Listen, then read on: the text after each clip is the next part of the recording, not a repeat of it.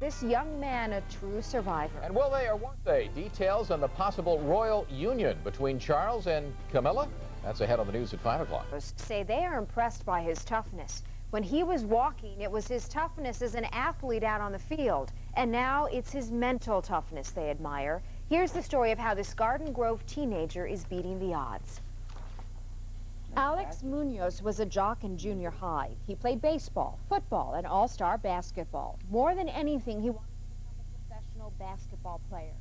Like my dad, he picked me up one day after school and he's like, well, what if you can't play basketball? And I'm like, well, what do you mean? He's like, well, what if something happens to you? I'm like, what's going to happen to me? He goes, well, what if you can't walk? I'm like, that'll never happen to me. Just a few weeks after that conversation with his father, Alex was struck down by a rare virus and went into a coma for 3 days. When he woke up, he couldn't walk or move his fingers. He was 14.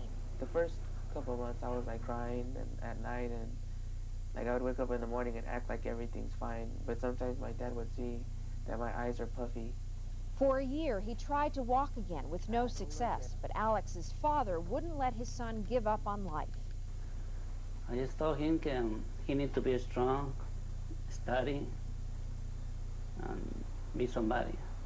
You can't change things. What happened happened. And that's you tell me that and it gets into your head because you start thinking, yeah, I don't want to be depending on people anymore. I want to be independent.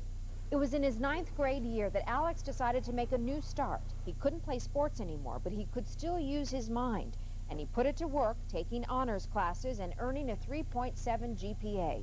He's always tried. He's always said, you know, I want to do this. I want to do this. I want to go to college. What does it take? Now Alex has a new challenge ahead. He's going to Chapman College this fall, where he will major in computer science and animation. He sees no limits to his future.